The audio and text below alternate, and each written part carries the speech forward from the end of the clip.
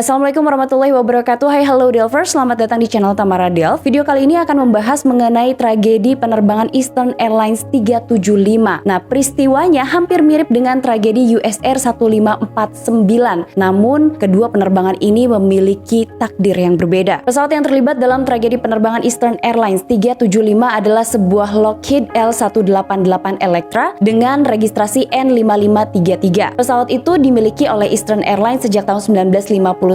Usianya kurang dari 1 tahun pada saat mengalami kecelakaan. Nah, sedikit informasi, Lockheed Electra ini merupakan pesawat yang terbang pertama kali di tahun 1957. Sejak awal kemunculannya memang kurang populer di kalangan penumpang karena beberapa keluhan seperti suara mesinnya yang bising, kemudian juga masalah pada lambung pesawat dan baling-baling pesawat. Tapi tidak bisa dipungkiri juga bahwa sebenarnya perkembangan dari Lockheed Electra cukup baik karena sejak tahun 1959 hingga tahun 1961 setidaknya ada 170 unit pesawat yang dibangun oleh pabrikan Lockheed. Lantas apa yang sebenarnya terjadi pada penerbangan Eastern Airlines 375? Benarkah peristiwanya hampir mirip dengan US Air 1549, sebuah penerbangan yang dipiloti oleh Kapten Sully Sullenberg? Kita take off ke kronologi.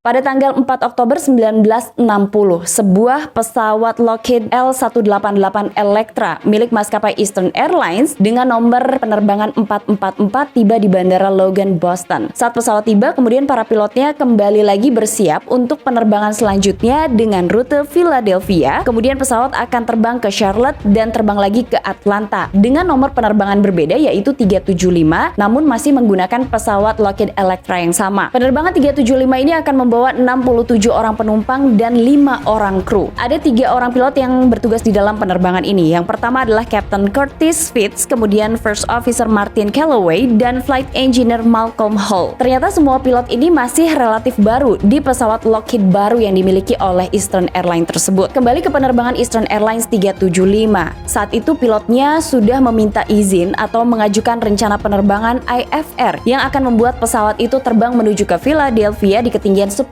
kaki. Pada pukul 17.35 sore waktu setempat, pilot diizinkan untuk menyalakan mesin pesawat. Hanya beberapa saat setelahnya, pesawat itu mulai menjauh dari terminal dan mulai meluncur menuju ke runway 09. Kondisi cuaca sendiri dilaporkan bahwa visibilitas sekitar 15 mil sementara angin berhembus 11 knot dari arah tenggara. Pada tahun 1990, Bandara Logan di Boston ini memang sudah memiliki landasan pacu yang cukup banyak. Hanya saja, yang terbilang aktif adalah runway 09, tempat nantinya Eastern Airlines 375 akan mengudara. Penerbangan Eastern Airlines 375 berada di ambang runway 09 sedang menunggu izin untuk lepas landas. Beberapa saat setelahnya, sekitar pukul 17.39 sore waktu setempat, pesawat itu telah diizinkan dan mulai meluncur di runway 09. Tidak ada yang aneh dengan penerbangan ini. Pesawat tersebut berakselerasi sekitar 116 knot di runway 09. Pilot kemudian mengarahkan pesawat ke udara. Sampai saat itu semuanya masih nampak normal. Hanya saja ternyata pada ketinggian 40 kaki, tingkat pendakian pesawat menurun, tapi hanya beberapa detik saja. Setelah itu pesawat kembali mendaki dengan normal. Setelah pesawat itu mulai mengudara, roda pendaratan mulai ditarik. Namun, sekitar 6 detik setelah pesawatnya mengudara, sesuatu hal yang tidak terfikirkan terjadi, di mana ketika pesawat itu berada di ketinggian 120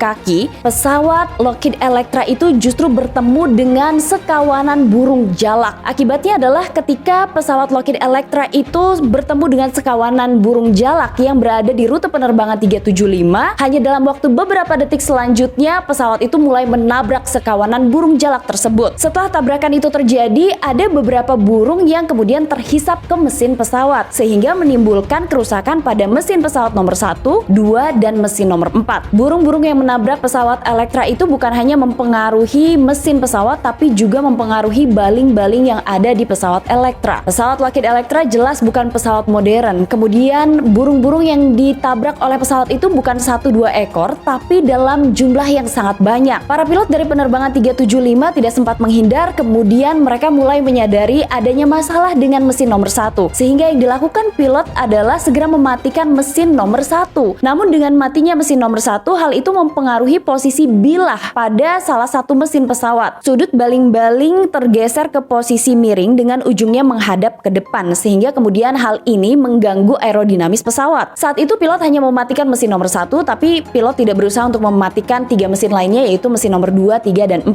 Karena ketiga mesin itu terbilang relatif masih dalam kondisi baik. Meskipun dalam kondisi yang relatif cukup baik, tapi ternyata mesin nomor 2 dan nomor 4 ini sempat mengalami penurunan daya dorong. Saat itu kondisi pesawat sepertinya mulai berbelok menuju ke landasan pacu. Beberapa saksi mata menyebutkan bahwa mereka sempat melihat posisi sayap penerbangan 375 ini sempat berada di posisi yang normal. Hanya saja hidung pesawat terlihat terlalu naik, hingga kemudian tidak ada lagi ketinggian yang diperoleh oleh pesawat Lockheed. Dan selama beberapa detik berikutnya, pilot terus berjuang untuk memperbaiki sikap pesawatnya. Bukan hanya berusaha untuk memperbaiki sikap pesawatnya, tapi pilot juga berusaha untuk mengendalikan pesawat itu. Namun ternyata akhirnya pesawat itu mulai roll ke kiri dengan hidung yang jatuh di bawah ketinggian. Posisi pesawat saat itu berada di ketinggian sekitar 200 kaki. Saksi mata menyebutkan bahwa pesawat itu mulai berbelok menuju ke landasan. Namun setelah itu terlihat bahwa ada salah satu mesinnya yang mengeluarkan asap. Bahkan beberapa saksi lain menyebutkan salah satu mesinnya justru mengeluarkan api. Setelah posisi hidung pesawat naik, kemudian pesawat itu sempat roll ke kiri dan dalam kondisi berbelok. Akhirnya pesawat itu tidak bisa dikendalikan lagi oleh pilot, hingga kemudian di detik-detik berikutnya pesawat Lockheed Electra itu justru jatuh menghantam Winthrop Bay. 62 nyawa melayang, sementara 10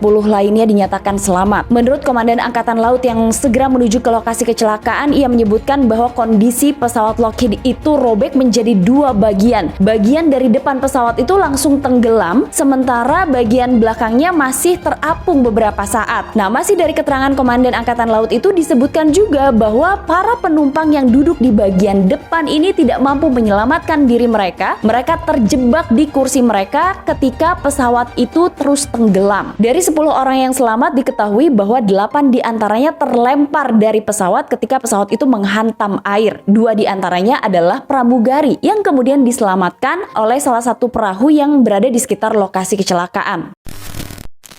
Investigasi dilakukan oleh NTSB, namun seperti kita tahu, tahun 1960 proses investigasi belum semodern saat ini, sehingga banyak hal yang harus diselidiki oleh tim investigasi. Salah satunya adalah kenapa pesawat itu bisa jatuh hanya beberapa saat setelah lepas landas. Hal pertama yang diselidiki oleh tim investigasi adalah reruntuhan pesawat. Nah, bagian depan pesawat yang tenggelam itu harus segera diangkat agar tim investigasi bisa melakukan penyelidikan pada bagian-bagian pesawat itu. Kemudian tim investigasi mengungkap bahwa ada keanehan pada tragedi ini karena pesawat itu mengalami kecelakaan hanya sekitar 1 menit saja setelah pesawatnya lepas landas. Mungkin ada sebuah masalah di runway menurut tim investigasi. Maka kemudian beberapa investigator menyelidiki runway 09 tempat pesawat itu lepas landas. Namun hasilnya mereka tidak menemukan adanya keanehan. Hanya saja mereka menemukan ada 75 burung yang tergeletak di runway 09. Maka kemudian investigator menarik kesimpulan bahwa tragedi penerbangan 375 ini erat kaitannya dengan tabrakan antara burung dan pesawat. Tim investigasi lalu melakukan penyelidikan pada bagian-bagian mesin pesawat karena seperti yang diketahui jika sebuah pesawat bertabrakan dengan burung akan ada masalah pada mesin pesawat. Tim investigasi NTSB ini menemukan setidaknya ada 1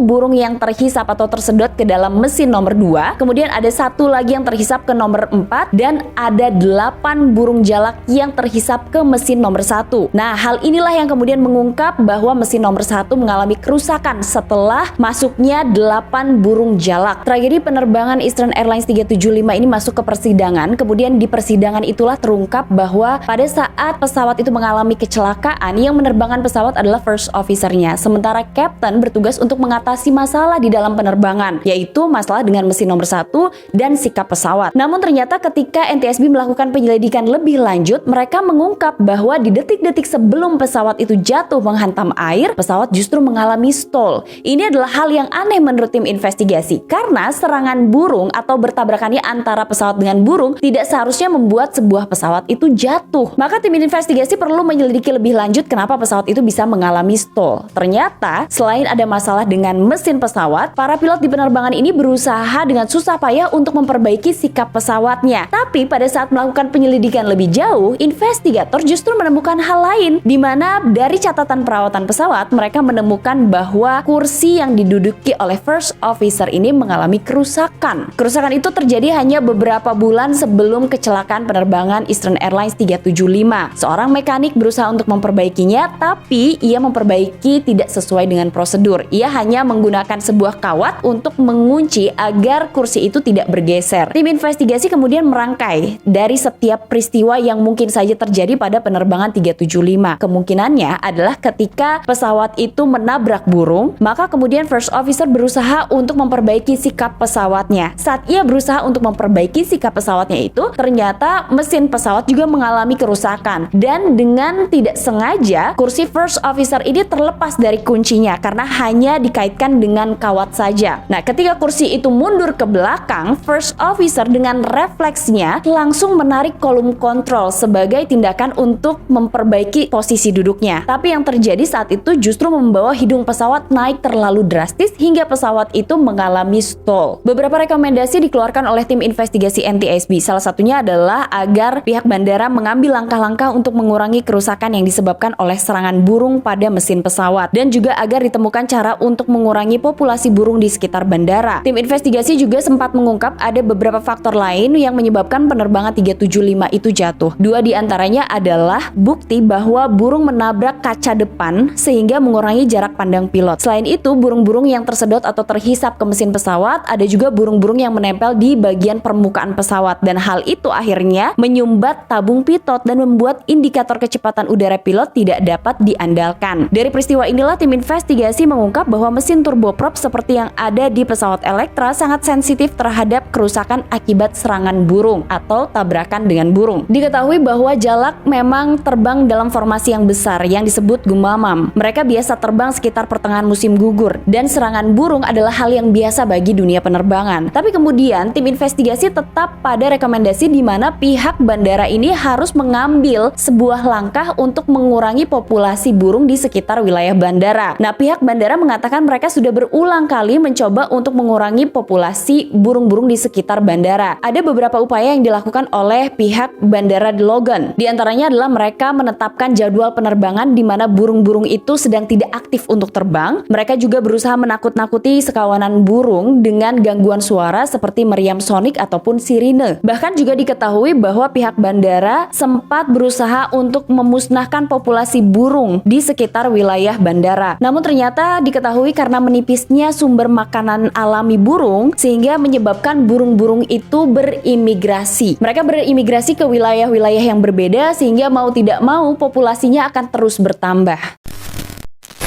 Nah, Delvers, itulah informasi singkat dari channel Tamara Delv yang membahas Eastern Airlines 375. Kalau aku lihat memang kasusnya hampir mirip dengan US Air 1549. Hanya saja US Air yang dipiloti oleh Kapten Sally Sullenberg ini berhasil untuk mendarat darurat di air, tapi tidak dengan Eastern Airlines 375. Meskipun sama-sama jatuh ke air, tapi faktanya penerbangan 375 ini merenggut banyak korban jiwa. Nah, semoga informasi di dalam video ini bermanfaat untuk kita semua. Satu lagi wawasan tentang dunia penerbangan sudah aku sampaikan sama kalian. Semoga semakin bermanfaat dan sampai ketemu lagi di episode selanjutnya. Jangan lupa di subscribe, dinyalain lonceng notifikasi, dan di komen-komen di bawah sini menurut kalian bagaimana sistem penerbangan agar lebih aman dari serangan burung-burung ya. Boleh banget komen di bawah sini. Sampai ketemu lagi. Assalamualaikum warahmatullahi wabarakatuh. Bye-bye.